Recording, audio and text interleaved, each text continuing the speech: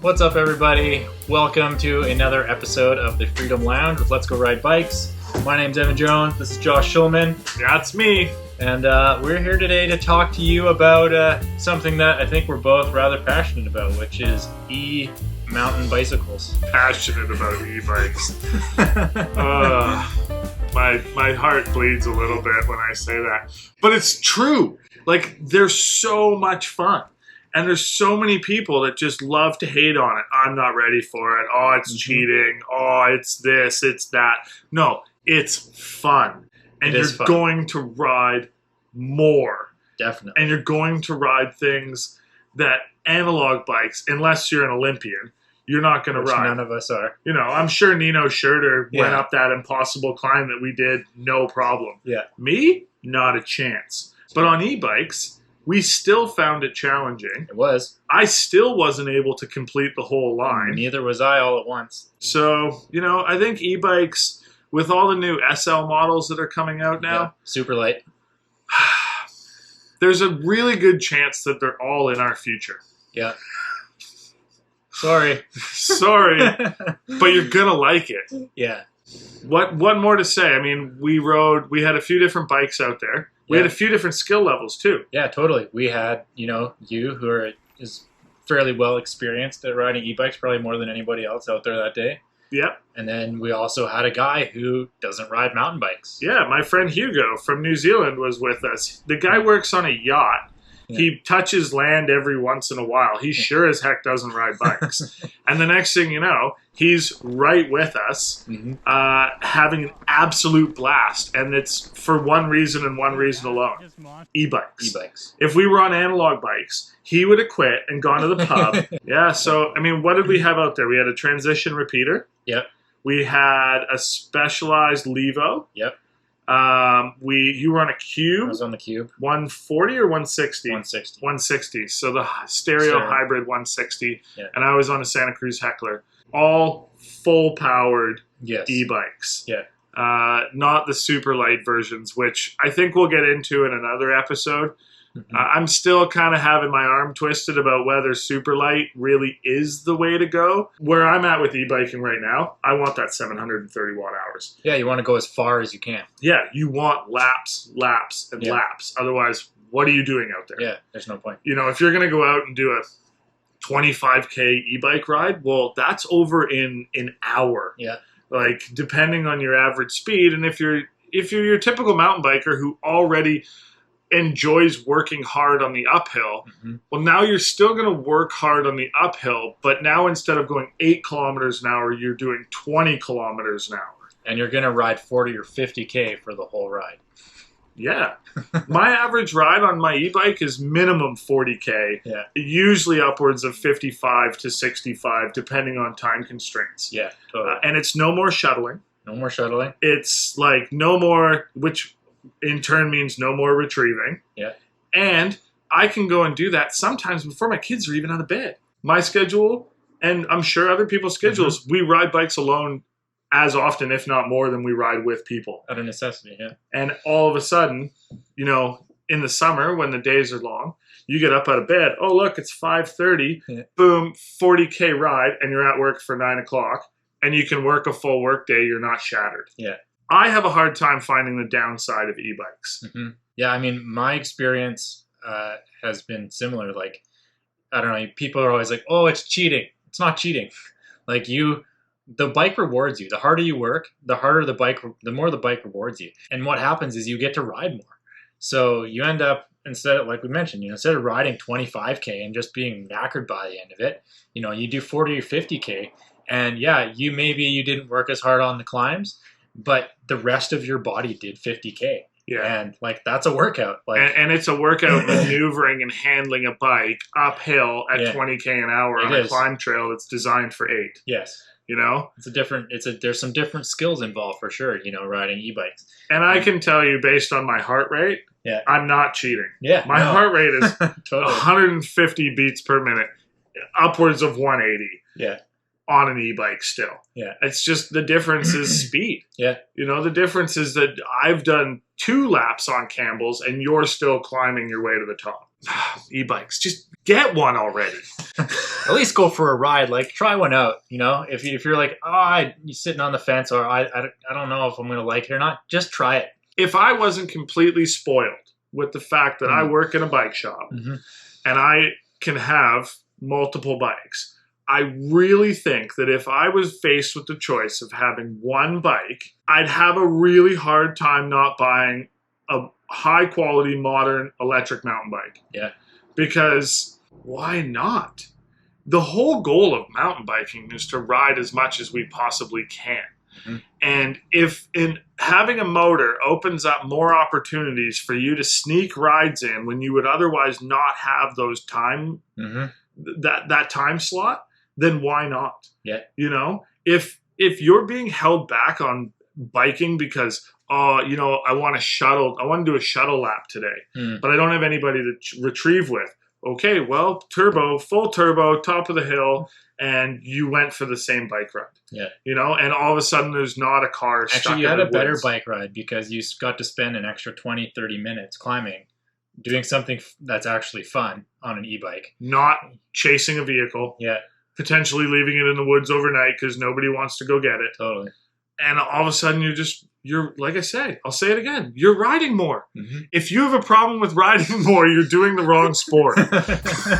You know what, Evan? Typically we have a beer Yes, we when do. we're doing this. But I recently went to Ireland and I can't bring back a bunch of Guinness. But what I can do is bring back whiskey. There you go. And I brought us back. This is from Teeling Whiskey. This is out of Dublin. These guys age these in rum casks.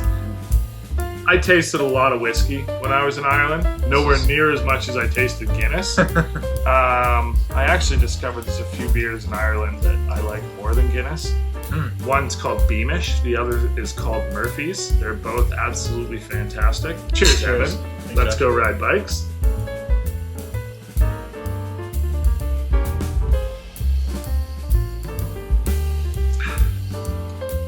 That's a nice whiskey.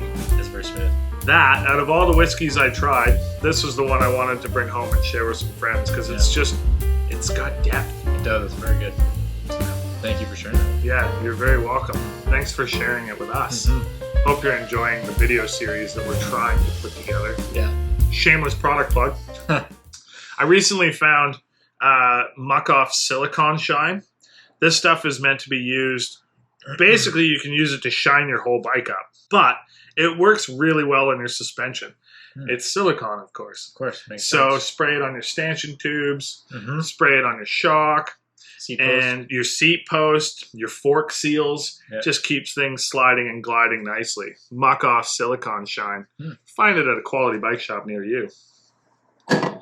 Back to e-bikes. Back to e-bikes. Probably talk about individual little clips in particular. Sure. Like there was one moment when we found ourselves riding up Yellow Brick Road and we rode up a trail we call V-Line. Yep. Which is a really old school line in the mice. But what we call V-Line now is like a big rock slab, which is at the end of the line.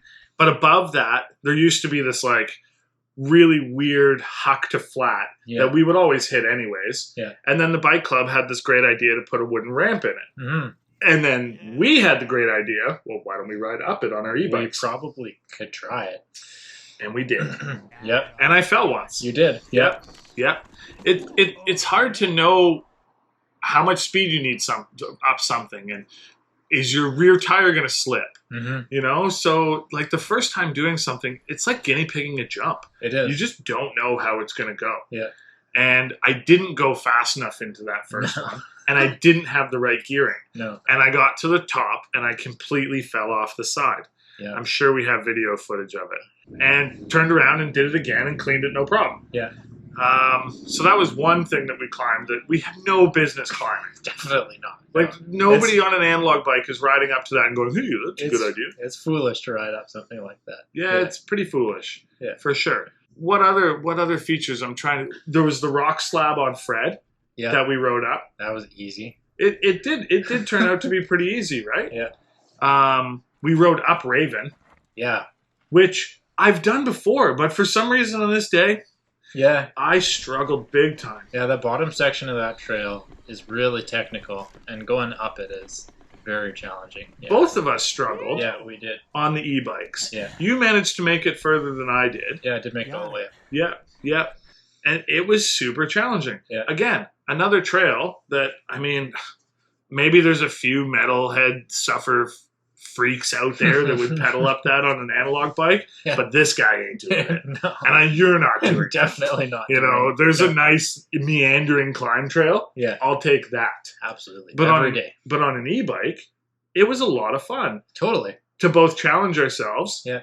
And we probably saved 10 minutes on the climb. Probably. And we sessioned it. Like, how often do you stop and session like a techie climb spot on a regular bike? Oh, I know the answer to that. Never. Because it sucks. Because you just get ruined. Like, you're so wrecked by the end of it, and then you can't enjoy the rest of your bike ride. I'm sure some people do session it. Yeah. And we're lazy mountain bikers. I don't know. But that was one of the most fun bike rides I'd been on in a long time. It was really good. Yeah. And what we mentioned it before, what really made my day was my friend Hugo was able to tag along with us. Yeah. And he had an absolute blast. He definitely did. And he crashed less than we did. So kudos to that guy. Good job, Hugo. But then there was, I guess, what we would dub the impossible climb. Yes. At least for us. For us it was. Because I struggled big time on that. It was hard to find the line. It was hard to hold traction. It was really, really tough. I made it 3/4. Yeah. You managed to do the whole thing, but not in one go. Not in one go, yeah. Kudos to you, man. Yeah. And that's one of those things, like, it opens doors on an e-bike because all of a sudden, like, it's pretty common to session something on a downhill. Yeah. Working on a skill, hitting a drop, hitting a jump, a line, whatever. It's common. But on the uphill, not very common. Not very common. We ride the mice a lot. I've been riding the mice for 15 years. I know all the climbs. I know all the spots. And I know where you can legitimately climb and where is just your head's going to pop off your shoulders because your heart's going 190 beats a minute. Yeah. And I avoid those places. Yeah, me too. But all of a sudden on an e-bike, I'm not avoiding those places. Yeah. And like I said before, like that's going through that process. It just like it's a new open door for mountain biking.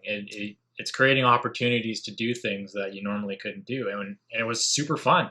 Like I wanted to try it again and again and again, and like, you know, it's been a while since I've had that on a bike. Oh, deep. Another fun thing about e-bikes, if you're a dad. Oh yeah. Have you ever used the shotgun tow rope? I have not, but I should. I have used this in the past with my son who hates climbing to a point where like he'll not want to go ride bikes if I'm like, no, we're climbing. Yeah. So then I'll jump on my heckler and I'll tow the kid to the top of the hill. And the next thing you know, we are having a ton of fun because he's not absolutely gassed. Yeah. The shotgun tow rope.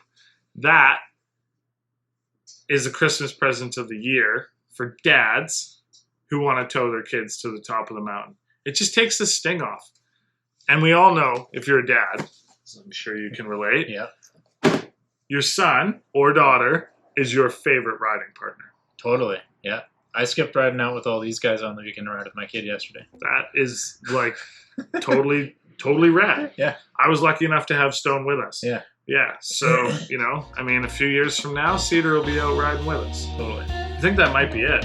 Yeah, hope you guys enjoyed that little chat. As much as I enjoyed this whiskey. Yeah, and me. Evan. Mine's gone. Yeah. So, yeah, thanks guys for watching. Make sure you like, share, subscribe if you watch this. If you watch this video. If you like this video, you know, watch this one over here. Watch this one. Subscribe there. And yeah, guys, we'll see you next time. And be sure to watch all of our other videos too, right? Yeah, totally. We had some fun stuff this year so far. We got to ride with Eddie Masters. That was pretty cool. We had the Peach Duro. Yeah. We did have a lot of good fun stuff. All right, guys. Like, share, subscribe. Watch it twice. We'll catch you next time. Peace. Out.